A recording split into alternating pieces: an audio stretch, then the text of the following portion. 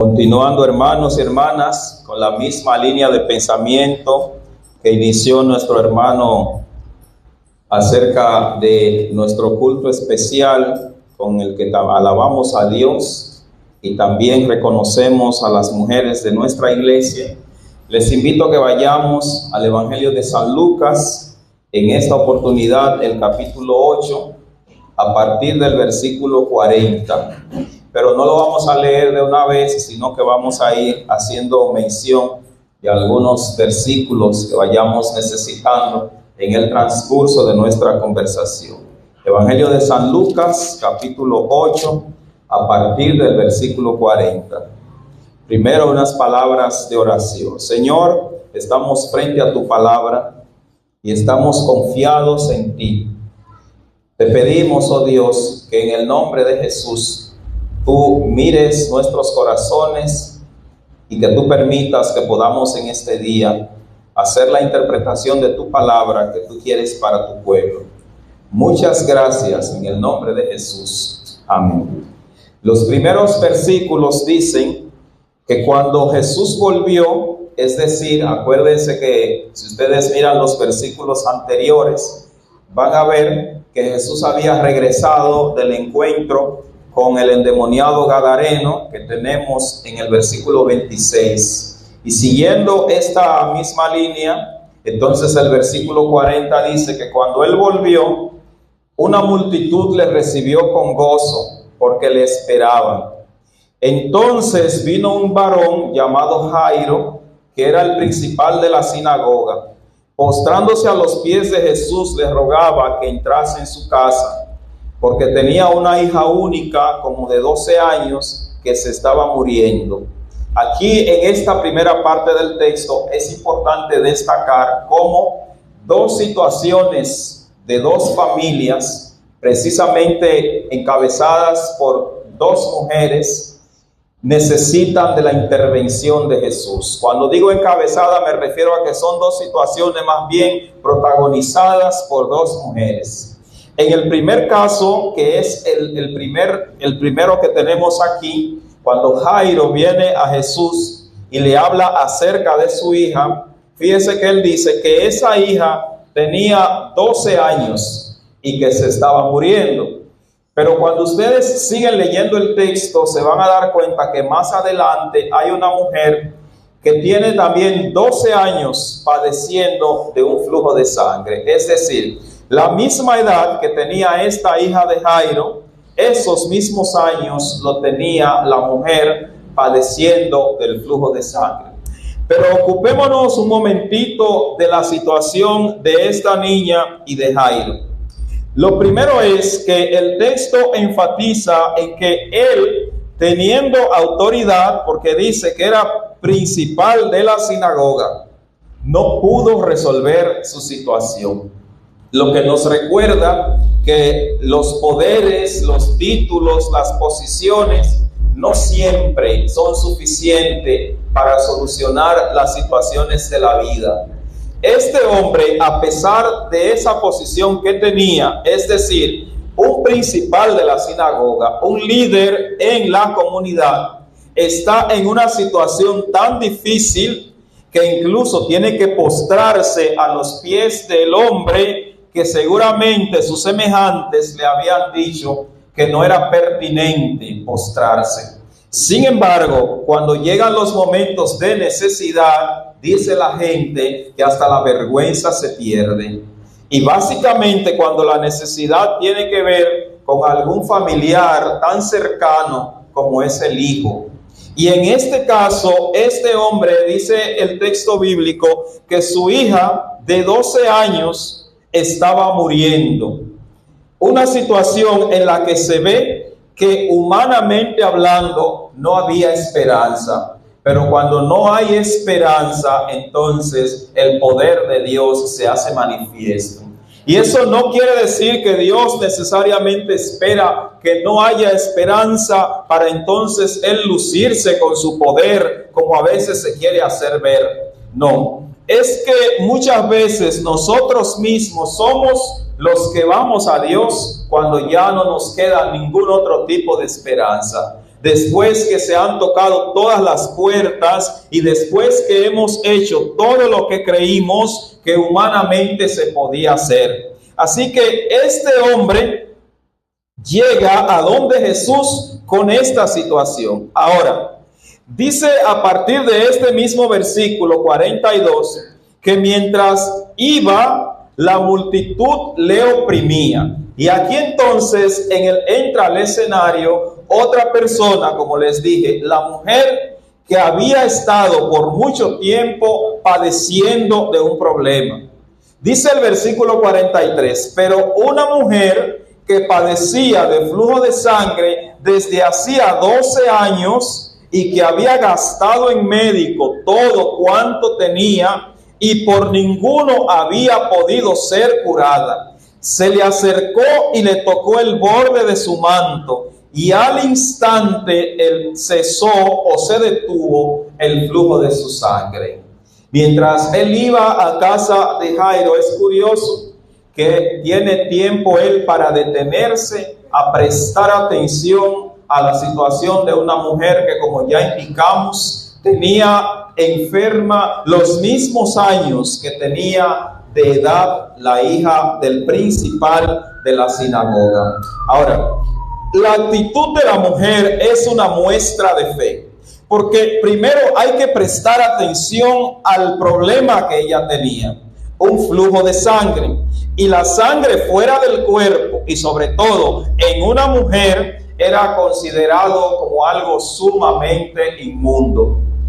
Pero ella, sabiendo eso y sabiendo que si ella decía a la multitud, déjenme pasar que tengo este problema, nadie le abriría la puerta. Ella no vio allí un impedimento, más bien vio una oportunidad retadora para ella lanzarse y conseguir lo que estaba necesitando en ese momento. Después que había gastado todo en manos de médicos y por nadie había podido ser curada. Jairo, en su caso particular, después que su hija está ya moribunda, sin esperanza, y esta mujer también, después que ha pasado, oigan, 12 años gastando en manos de médicos y ninguno había podido curarla. Es justo en ese momento que ella, por la razón que fuere y bajo la circunstancia que fuese, se encuentra con Jesús. Y al encontrarse con Jesús se da cuenta ella que aunque Jesús estaba en su camino y aunque Él estaba enfrente, había necesidad de que ella diera un paso de fe, que es lo que muchas veces hace falta, un paso de fe. Porque para aquella mujer irse y lanzarse a aquella situación que, como dijimos, si se hubieran enterado cuál era su caso, tal vez nadie le abriría la puerta. Pero el texto también es la evidencia de que cuando las puertas de la sociedad se cierran, Dios abre muchas puertas. Cuando las puertas de los lugares que consideramos los mejores se cierran para nosotros, Dios abre otras puertas que terminan siendo mucho mejores que las que se acaban de cerrar. Y esta mujer y Jairo se dieron cuenta de que encontrarse con Jesús era lo mejor que le podía pasar. Igual que a nosotros, encontrarnos con Jesús y llevarle nuestra situación y ser sinceros con Él y tocarle con las manos de la fe, es lo mejor que nos puede pasar, porque cuando en otros no hay esperanza, entonces comienza el poder de Dios a ponerse de manifiesto. Cuando ya pensamos que no hay a dónde ir, entonces extiende el Señor sus manos y tiene de nosotros misericordia, y nos damos cuenta que en verdad todo lo podemos en Cristo, como dice el apóstol, porque en Él tenemos la fortaleza. Y sigue diciendo el texto que esta mujer se le acercó por detrás y tocó el borde de su manto, y oigan, al instante se detuvo el flujo de su sangre. Posiblemente haya 50,000 teorizaciones acerca de las razones por las que se detuvo el flujo. Posiblemente. Pero nosotros solamente sabemos que por el poder del Señor ocurrió el milagro. Porque es que muchas veces no entendemos cómo obra el Señor. Cualquiera puede entonces preguntar, ¿por qué 12 años enferma y solo en ese momento se sanó? ¿Por qué Dios antes no había tenido misericordia de ella? ¿Por qué si Dios sabía que ella estaba en esa condición? ¿Y por qué se había gastado tanto? ¿Por qué había que esperar que se le tocase el manto a Jesús para que se sanara? A decir verdad, esas preguntas muchas veces podrían martillar en la mente de cualquiera. Pero nosotros solamente sabemos que en ese momento se hizo el milagro que ella había estado esperando por tanto tiempo. Así como sabemos que al tiempo del Señor, Él contestará a tantas madres que oran por sus hijos. Que a su tiempo el Señor contestará a tantas que oran por sus hogares, y que a su tiempo el Señor hará el milagro que estamos esperando y que sabemos que hasta que no sea la voluntad de Dios, nada ha de ocurrir. Claro que a veces entender esto no es fácil, sobre todo porque estamos en una sociedad en la que lo que no se ve no se puede creer. En donde no hay evidencia, no hay credibilidad muchas veces. Pero nosotros que hemos creído en Dios y que seguimos el pensamiento del apóstol, ponemos los ojos en Jesús, autor y consumador de la fe. Y esta mujer puso sus ojos y sus manos en Jesús, y por consiguiente recibió la sanidad que estaba buscando. Y así mismo sucedió con aquel padre que puso también sus ojos, su esperanza en Jesús, y su hija entonces habría de recibir la sanidad. Ahora, en el versículo 45 dice que Jesús dijo, ¿quién es el que me ha tocado? Y todos negaban, pero Pedro y los que con él estaban dijeron, Maestro, la multitud te aprieta y oprime, y tú dices, ¿quién es el que me ha tocado? Jesús, sin embargo, dice, alguien me ha tocado porque yo he conocido que ha salido poder de mí. Aunque muchos oprimían al Maestro, aunque muchos de cierto tocaban al Señor, pero aquel había sido un toque especial, el toque de la esperanza, el toque de la fe, el toque de la confianza, el toque de alguien que había arriesgado todo por ese momento encontrarse frente al Maestro y saber aprovechar la oportunidad. Por eso, aunque los que rodeaban al Maestro intentan justificar aquello diciendo, hay mucha gente. Asimismo, en medio de la multitud, el Señor escucha tu clamor de modo particular. En medio de los cantos y los gritos de la multitud, lo maravilloso de Dios es que a cada uno de nosotros de forma particular, Él escucha y atiende. No hay entonces que temer delante de Dios, porque hay muchos que piden. De modo particular, el Señor nos conoce a cada uno, porque el mismo texto bíblico asegura que no hay una sola hebra de nuestros cabellos que no sea conocida por Dios. Y además, que no cae una hoja de los árboles que no sea por la voluntad de nuestro Dios. Lo que significa que el Señor nos conoce a plenitud, y eso que le estamos pidiendo, Él nos escucha, aunque pensemos que a veces gritamos y que nadie nos escucha. Y aunque a veces pensemos que clamamos y que nadie presta atención al clamor. Y aunque a veces creamos como Juan, que clamamos en el desierto.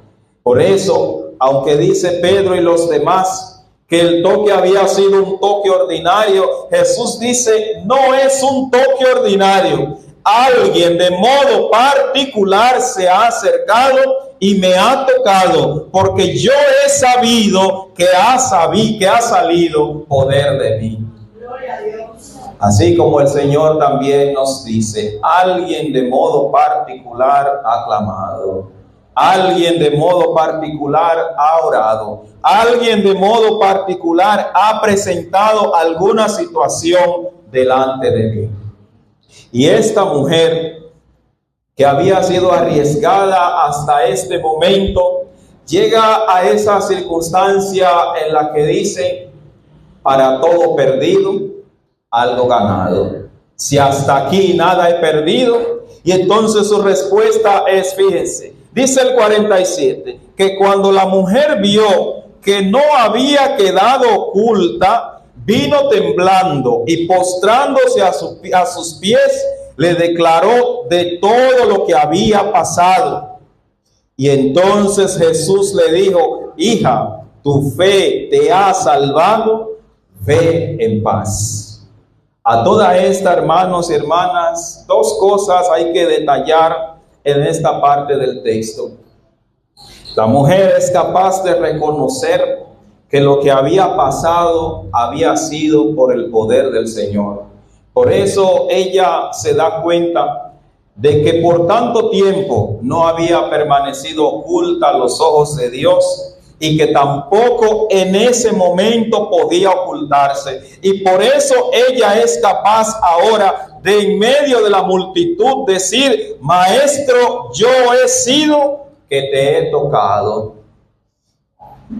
Y entonces el maestro definitivamente le da la libertad, porque ahora le dice, tu fe te ha salvado, vete en paz. O sea, tu fe no solamente te ha sanado, te ha salvado de las injurias de la gente, te ha salvado de haberte sentido despreciada por tu situación de salud, te ha salvado incluso del pecado que te oprimía. Así que esta mujer, por haber arriesgado todo, por tocar al maestro, encontró sanidad y salvación en Jesús. Esta mujer se dio cuenta de que su única esperanza es el Señor. Mis hermanos, nuestra esperanza sigue siendo el Dios nuestro. El Dios que a través de Cristo ha venido a nosotros, que nos conoce, que habita en medio nuestro, que nos escucha y está dispuesto a extender sus manos para tener misericordia de nosotros. Aunque a veces uno se pregunta, ¿por qué tantas situaciones en un mundo que se supone que está Dios? ¿Por qué cuando supuestamente salimos de una situación ya entramos en la otra? ¿Por qué? ¿Y por qué? ¿Y por qué? ¿Y por qué? Constantemente cuestionamos posiblemente delante de Dios. Pero la respuesta para nosotros en esta mañana es que la esperanza sigue estando en Dios. La esperanza no está en ninguna otra persona sobre la faz de la tierra. ¿Sabe por qué? Porque todos aquellos en los que podríamos tener la esperanza tal vez están mucho más abrumados que nosotros. Si ponemos la esperanza en el político, podríamos estar olvidando que también ellos necesitan a alguien en quien poner la esperanza. Para eso entonces lo más sabio es ir directamente al Señor, como esta mujer que sin intermediario fue directamente al Señor y tocó su manto en busca de la salvación y de la sanidad que estaba necesitando. Lo importante, hermanos y hermanas, es que cuando ella confiesa delante del Señor, el Señor no le desprecia. El Señor no se une al coro de los que la despreciaban por su condición. El Señor le hace saber que haberlo tocado, si bien era un atrevimiento, no era una razón para él echarla por tierra. Más bien, Jesús le hace saber que su gallardía y su fe dieron como resultado su sanidad. Además, en este texto hay que prestar atención a que Jesús la llama hija. En vez de llamarla la despreciada, en vez de llamarla a la que nadie quiere ver, ni a la que nadie se le quiere acercar por su condición de aparente inmundicia, según la creencia, Jesús, además de decir que ha sido sanada y salvada, se refiere a ella como hija y le invita a que a partir de entonces camine en paz. Esa paz que la gente anda buscando y que no tiene, pero que en Jesús está. Por eso Jesús dice: hija, ha sido tu fe que te ha salvado. A partir de ahora, vete en paz. Como el Señor nos dice en esta mañana, al salir por esa puerta, que vayamos en paz, porque el Señor nos escucha. Y aunque en el mundo en donde vivimos, lleno de ansiedades, de inquietudes y de tantas cosas que roban la paz, el Señor sigue diciendo: hijos, vayan en paz, porque su fe ha sido que le ha salvado. La fe que tenemos en el Señor es la que hasta ahora nos ha mantenido en pie y la que nos invita a caminar en paz. Podría ser un atrevimiento pensar que se puede caminar en paz, pero si Dios lo dice a través de Cristo, creemos en Él, porque recordamos que Él mismo dijo: les doy mi paz, pero no una paz como el mundo la da. No se turbe su corazón, ni tenga miedo. Ahora, hasta este momento, la situación de Jairo sigue en pausa. Y uno se pregunta entonces, ¿cómo estaba el corazón de Jairo? Cuando se supone que él vino donde el maestro a hablar con él por una situación que le atormentaba. Su hija, dice, como vimos en el versículo 42, dice, tenía una hija como de 12 años, dice el texto, que estaba muriendo. Su hija está muriendo, sin embargo, él tiene que esperar que una mujer toque a Jesús, que Jesús se detenga a hablar con ella, y además de haberle sanado, pudiendo seguir su camino, entonces Jesús se detiene a decirle, hija, a alabar su fe y además asegurarle que ha sido salva y a invitarle a que camine en paz. Y la paz de Jairo entonces, ¿a dónde fue? Y el corazón de él, ¿a dónde había ido? Se parece esa circunstancia a la que muchas veces vivimos, cuando se nos invita a estar en paz y tranquilos, cuando nosotros sabemos que humanamente no es posible. Pero ¿sabe qué? Que nuestra paz y nuestra confianza y nuestra esperanza depende de Dios, depende del Señor. Y por eso, aunque no se pueda explicar circunstancias nuestras, sabemos que por fe creemos en que el Señor lo hará. Por fe creemos en que el Señor será, que a su tiempo actuará y hará según su voluntad en nosotros. Ahora, el versículo 49 dice, estaban hablando aún cuando vino uno de la casa del principal de la sinagoga a decir, tu hija ha muerto, no molestes más al maestro. Vino alguien a decir, tu situación ha empeorado. A una se le resolvió, pero a ti nada. Como siempre van a venir quienes van a traer malas noticias y quienes van a invitar al desaliento y quienes van a invitar a dejar todo esto porque no hay esperanza, y los que van a decir que no hay que seguir molestando al maestro, y los que van a seguir que tanto tiempo orando y tanto tiempo esperando en el Señor y nada sucede. Porque fíjese que el texto dice que estando ellos aún hablando, el que viene donde el maestro, dos cosas le dice. Tu hija ha muerto, número uno, o sea, ya no hay esperanza. Y número dos, no molestes más al maestro. La gente siempre cree que tiene la respuesta y siempre cree que tiene el discurso que necesitamos. Si no, póngase a ver todas las soluciones que nos traen. Y a veces soluciones que son más deprimentes que bendiciones. Porque mire, esta situación, tu hija ha muerto. Llegaste a donde el maestro cuando estaba casi muerta, pero ya está muerta. Él iba contigo, pero ya no hay necesidad de seguirlo molestando. Hay que estar bien confiados en el Señor. Pero lo interesante es que Jesús ni siquiera deja que sea Jairo que conteste. Porque quizás si lo deja él contestar, imagínese usted cuál habría sido su respuesta. Jesús contesta por él. Y en el versículo siguiente dice que Jesús le afirma: no temas, cree solamente y serás salva. No temas, cree solamente y serás salva.